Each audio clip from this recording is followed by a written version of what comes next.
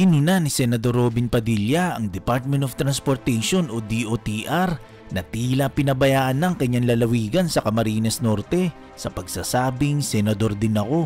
Hindi lamang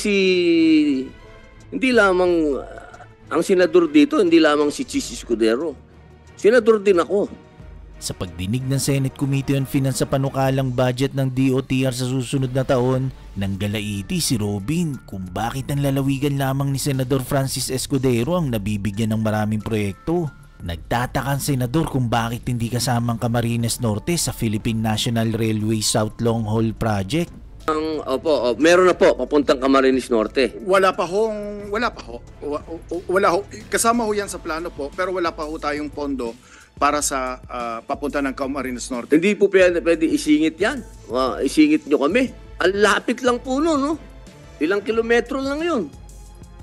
Camarines Norte. 19 kilometers. Ang napakapangit naman pakinggan nung puro matnog sursugong kayo dyan. Paano naman yung Camarines Norte? Kawawa naman kami. Ang Camarines Norte, ito ang lugar kung saan siya pinanganak. Nagpaliwanag naman si DOTR Undersecretary for Railway Cesar Chavez na may 5 phase ang proyekto.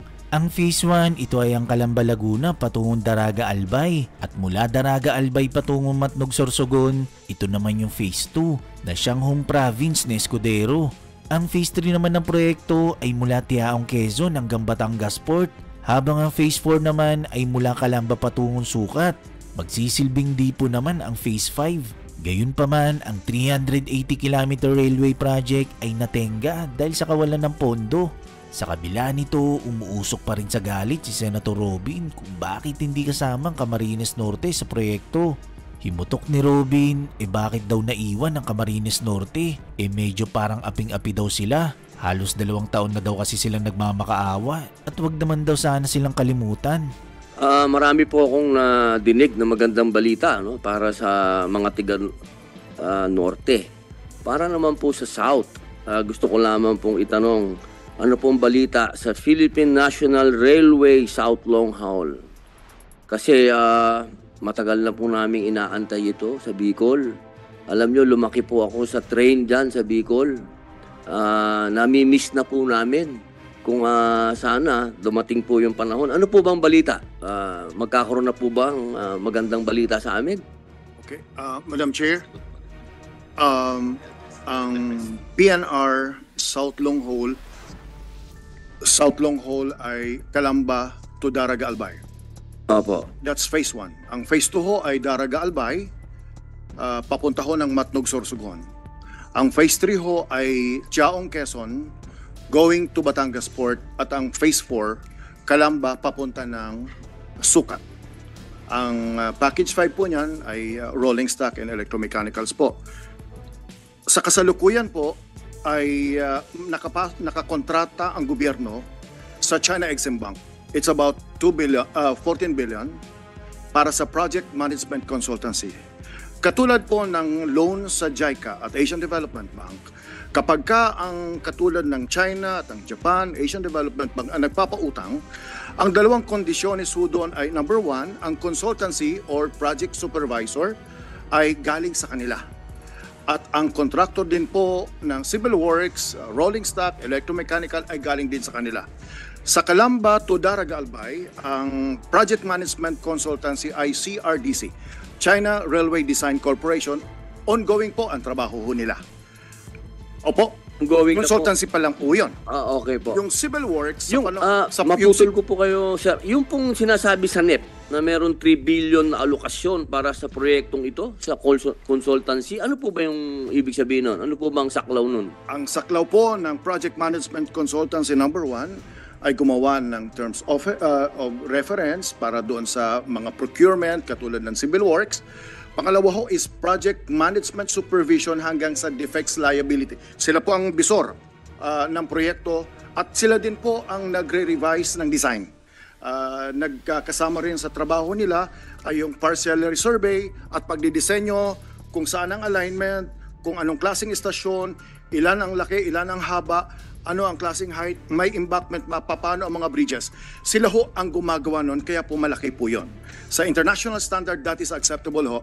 And sometimes, before the Duterte administration, ang project management consultancy of an international contract is about 3 to 5%.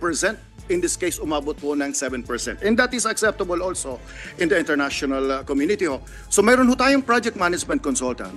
Pero yung civil works, nagagawa ng 34 stations ho. Papunta ho ng Bicol, ay wala hong pundo na dumating. So may pinirmahan si Secretary Tugade sometime in February of 2022 para sa civil works, pero hindi ho na ipadala ng China Exim Bank ang pondo. And therefore, sa panahon ni Secretary Dominguez ng Finance, dito ho ang transportation ay implementing agency lang. The one that applies the loan, negotiates the loan, signs the loan, is DOF po. Therefore, si Secretary Dominguez at the time, Secretary of Finance, siya ho ang nagsabi sa China Exim Bank, kung hindi ninyo bibigyan ng pondo, considered our loan application withdrawn. Pagkatapos ho ng May 30, walang sagot ang China Exim Bank. Nagsulat ho si Secretary Dominguez sometime in June, middle of June 2022. Wala kayong sagot. Therefore, considered withdrawn. Sa ngayon ho, wala ho tayong loan sa China Exim Bank. So, nakatenga ho ang South Long Hole, ang pinag-aaralan po ng ating kalihim dito.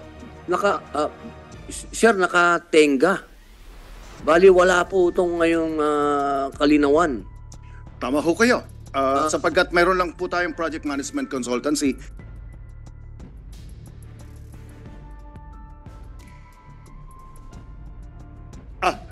Yung 3 bilyon ho ay hindi lang po siya tungkol sa part ho kasi ng ang trabaho ng gobyerno ay ang right of way pati na ang ISF. Tanong, ano ang direction consultancy? May mga nakatinggang trabaho din ang gobyerno tulad po sa Asian Development Bank, sa JICA. Ang trabaho ho ng gobyerno ay right of way, relocation of utilities ho. Pagkatapos so ay relocation of ISF, yung mga informal settlers po, at yung pagbibili ng lupa. Sa ngayon, ang 3 billion po ay nakalaan para sa relocation ng ISF. Bakit po mayroon tayong ganyan? Sapagkat habang wala ka pang pondo galing sa China Exim Bank, ino-operate na po natin papunta ng Bicol. So in other words, long-term, medium, immediate, tactical, operational, in medium term, and long-term ho, kahit i-terminate natin at mapunta sa iba, or kahit existing yung project, kailangan pa ho nating i-relocate yung mga ISF sapagkat under the Marcos administration, pinagana ho natin ang trend, existing PNR alignment from San Pablo to Lucena. Ngayon ho ay binuksan ho natin, lumang alignment pa ho ito, lumang trend pa ho ito, lumang istasyon pa ho ito. Opo. Para nagagamit, halimbawa po, may Ito pong umaabot sa Bicol. Wala pa. may existing operation pero luma. Si Poco to Naga at binuksan natin last August 2, Naga to Ligao, which means mayroon na tayong operation ho doon. Tapos yung ating Calamba to San Pablo, operational na ho yan. At yung ating San Pablo to Lucena, naging operational na po yan. In other words, kung ano man ang interes ng gobyerno, whether it's going to be China, Asian Development Bank, or PPP. May study na po kayo, gano'n, nagawa na. Opo. May study na po tayo. Okay po. Meron lang pong follow-up doon. Bakit po naiwan yung Camarines Norte? Medyo parang aping-api kami. Parang lahat po dinaanan eh. Lahat dumaanan eh. Biglang kumanan. Nakakalimutan yung kaliwa. Parang bakit po kaya? Ano? Ako po ay Bicolano din, Madam Chair. Ano pong nangyari sa Camarines Norte kaya? Kahit noon pa ho, policy ho. Kung idadaan ho sa Camarines Norte. Well, ano ang future line? Ang future line, ang future ho, not in this present project ho. Dito sa Manila to Daraga ho, yung pinarmahan ni Secretary Tugade, ay wala po talaga ang daet. Ang dapat po ng daet ay ngayon po sa administrasyon po ninyo, hindi ba yung magagawa ng paraan na masama kami? Ang pinag-aayos po natin ay spar line. Ibig sabihin may biyahe mula say total meron namang 3 billion na study diyan, ba't isama nyo na kami diyan? Senator, nasa menu po ng Department of Transportation na isama yung study ho niyan. Ang ongoing lang study po ngayon ay Manila to Matnog Sorsogon. Pero yung binabanggit ho namin, nakalatag na ho ang mga future studies natin. Kasama ho ang spar line papunta ho ng Camarines So Norte. sir, meron na po papuntang Camarines Norte. Wala pa ho. Kasama ho yan sa plano po, pero wala pa ho tayong pondo para sa papunta ng Camarines Norte. Hindi po pwede isingit yan. Isingit nyo kami. Ang lapit lang po no, no? Ilang kilometro lang yun. Camarines Norte. 19 kilometers. Alam niyo po, sir, ganito yan eh. Kung gusto po natin talagang harapin ng peace and order dito sa bansa natin, dapat alam natin kung saan yung mga lugar na talagang may poverty. At talagang alam natin kung saan namumulaklak yung tinatawag nilang pagtawag sa revolusyon. Kapag ganyan po, na lagi kaming naiiwan, katulad yan, humihingi din kami ng airport sa inyo. Yung airport namin, kanina, binanggit ng mga kapatid namin senador dito, may Antique, may Bukidnon. Yung Camarines Norte, ang kailangan lang namin, rehabilitation lang. Pangalawang taon na namin lang lumuluhod. Huwag nyo naman kaming kalimutan. Hindi lamang